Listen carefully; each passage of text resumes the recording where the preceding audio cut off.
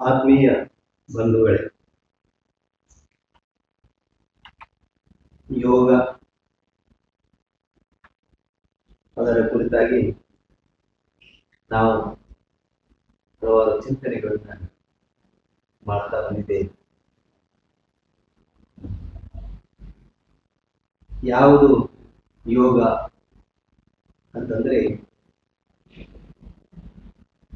ನಾವು ಭಗವಂತನೊಟ್ಟಿಗೆ ಕೂಡುವುದು, ಭಗವಂತನೊಂದಿಗೆ ಸೇರುವಂಥದ್ದು. ಅಂದ್ರೆ ಅವನ ಭಾವದಲ್ಲಿ ನಾವು ಬದುಕಿದ್ದಾಗಲೇ ಹಾಗೆ ಬದುಕು, ಆ ರೀತಿಯಾದಂತಹ ಜೀವನವನ್ನ ಮಾಡಿದಂತ ಮಹಾತ್ಮರು. ಹಾಗೆ ಅದು ನಮ್ಮ ಯೋಗದ ಆತ್ಯಂತಿಕ ಗುರಿ. ಆ ಯೋಗ ಶಬ್ದವನ್ನ ನಾವು ಇನ್ನು ಹಲವಾರು ಬೇರೆ ಬೇರೆ ರೀತಿಗಳಲ್ಲಿ ಉಪಯೋಗಿಸ್ತಾ ಇದ್ದೀವಿ. ಸುಯೋಗ, ಅದರಿಂದ ಉಪಸರ್ಗ ಬಂದ್ರೆ ಅದಕ್ಕೆ ಒಂದು ಬೇರೆ ಬೇರೆ ಅರ್ಥ ಬರ್ತದೆ. ಸುಯೋಗ, ವಿಯೋಗ, ಹೀಗೆ ಯೋಗ ಹೀಗೆಲ್ಲ ಶಬ್ದಗಳನ್ನ ಉಪಯೋಗ ಮಾಡ್ತಾ ಇರ್ತೇವೆ. ನಮ್ಮ ನಿತ್ಯ ಜೀವನ ಚೆನ್ನಾಗಾಗಬೇಕು ಅಂತಂದ್ರೆ ನಮ್ಮ ಹಿರಿಯರು ಹೇಳಿರ್ತಕ್ಕಂಥ ಪ್ರವೃತ್ತಿ ಮತ್ತು ನಿವೃತ್ತಿಗಳನ್ನ ನಾವು ಒಟ್ಟೊಟ್ಟಿಗೆ ಅಭ್ಯಾಸ ಮಾಡಿದಾಗಲೇ ನಮಗೆ ಶಾಂತಿ ಸಿಗುತ್ತದೆ. ಅದಕ್ಕೆ ಡಿವಿಜಿಯವರು ತಮ್ಮ ಒಂದು ಕಗ್ಗದಲ್ಲಿ ಹೇಳ್ತಾರೆ, ಹೇಗೆ ಜೀವನ ನಡೆಸಬೇಕು ಅಂತಂದ್ರೆ, ಹೊರಗೆ ಲೋಕಾಸಕ್ತಿ, ಒಳಗದ ವಿರಕ್ತಿ.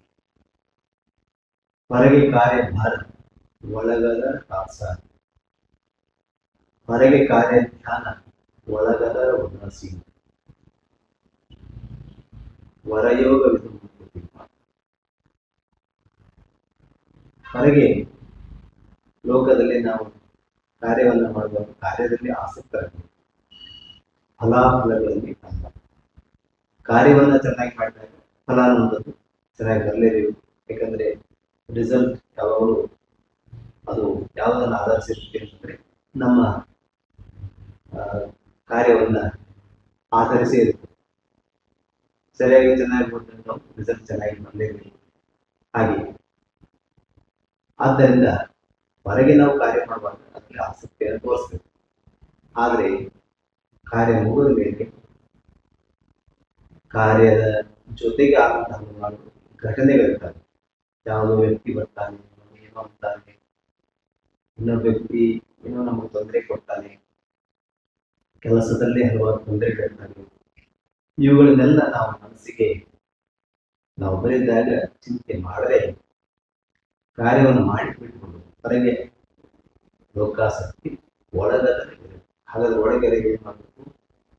ಇಷ್ಟೆಲ್ಲ ಜಗತ್ತಿನ ವಿದ್ಯಮಾನಗಳನ್ನ, ನಿತ್ಯ ಕಾರ್ಯಗಳನ್ನು ಮಾಡ್ತಾ ಸ್ಮರಣೆ ಮಾಡಬೇಕು.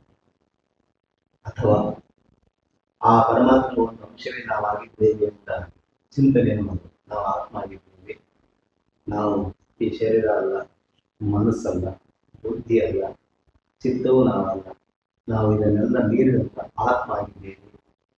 ಆತ್ಮದ ಮುಂದೆ ಇವೆಲ್ಲ ಆತ್ಮ ಜೊತೆ ಕೆಲಸ ಮಾಡ್ತಿರ್ತಕ್ಕಂಥ ಉಪಕರಣಗಳು. ಈ ಚಿಂತನೆಯನ್ನ ಮಾಡಬೇಕು. ಒಂದು ಭಗವಂತನು ನಮ್ಮ ಆತ್ಮ. ಈ ಚಿಂತನೆಯನ್ನು ಮಾಡ್ತಾ ಇದ್ರೆ ಹೊರಗೆ ಲೋಕಾಸಕ್ತಿ, ಒಳಗದ ಹೊರಗೆ ಕಾರ್ಯಜ್ಞಾನ, ಒಳಗದ ಉದಾಸೀನ. ಹೊರಗಡೆ ಏನೇ ಆಗಲಿ ಅದ್ರ ಬಗ್ಗೆ ನಮಗೆ ಉದಾಸೀನ ಭಾವನೆಯನ್ನು ಬೆಳೆಸ್ಕೊಳ್ಬೇಕು. ಮತ್ತೆ ಹೊರಗಡೆಗೆ ಅದೇ ಚಿಂತನೆಯನ್ನು ನಾವು ಮಾಡಬೇಕು. ಹೀಗೆ ಮಾಡೋದೇ ಹೊರಯೋಗ ಅಂತ ಡಿವಿಜಿಯವರು ಹೇಳಿದ್ರು. ಅದನ್ನೇ ಶಂಕರಾಚಾರ್ಯರು ಭಗವದ್ಗೀತೆಗೆ ಭಾಷ್ಯವನ್ನು ಬರೆದಿದ್ದಾರೆ. ವಿವಿಧೋ ವೇದೋಪೋತ್ತಮ ಪ್ರವೃತ್ತಿ ಲಕ್ಷಣೋ ನಿವೃತ್ತಿ ಲಕ್ಷಣಶ್ಚ ಮನುಷ್ಯ ವೇದ ಸಾಕ್ಷಾತ್ ಅಭ್ಯುದಯ ನಿಶ್ರೇಯಸ. ಮನುಷ್ಯರಿಗೆ ಶ್ರೇಯಸ ಅಂತ ಎರಡು ರೀತಿ ಇದೆ, ಹೊರಗಡೆಗೆ ಮತ್ತು ಒಳಗಡೆಗೆ. ಈ ಯೋಗವನ್ನು ನಾವು ಅನುಸರಿಸಬೇಕು. ಭಕ್ತಿಯಲ್ಲಿಯೂ ಕೂಡ ಇದನ್ನು ಅನುಸರಿಸಿದ್ರಿಂದ ಸಾವಿರಾರು ಕೋಟಿ, ನೂರಾರು ಕೋಟಿ ಆಸ್ತಿಗಳನ್ನ ಮಾಡಿದ್ರು ಕೂಡ ಅವರು ಅದರಿಂದ ನಿರ್ಲಿಪ್ತರಾಗಿ ಹೋಗಿದಂತಹ ವ್ಯಕ್ತಿಗಳನ್ನು ಕಂಡಿದ್ದೇವೆ. ಅದಕ್ಕೆ ಕಾರಣ ಈ ಒಂದು ಯೋಗದ ಈ ವರಯೋಗ, ಈ ಯೋಗವನ್ನು ಅವರು ಅನುಸರಿಸಿದ್ದೇ ಅದಕ್ಕೆ ಕಾರಣ. ಹಾಗಾಗಿ ಮನುಷ್ಯನ ಜೀವನದ ಗುರಿ ಶಾಂತಿ ನೆಮ್ಮದಿಯನ್ನು ಪಡೆಯುವಂತಾದರೆ ಪಡಿಬೇಕು ಅಂತ ಯಾರಿಗೆ ದೇವ ನಿಜವಾಗ್ಲೂ ಕೂಡ ಅವರು ಈ ಮಾರ್ಗವನ್ನು ಅನುಸರಿಸಿದರೆ ಅದು ವರಯೋಗ ನಮಗೆ ಅಂತ ಯೋಗ ವರವನ್ನು ಅದನ್ನೇ ಅನುಸರಿಸುವಂತ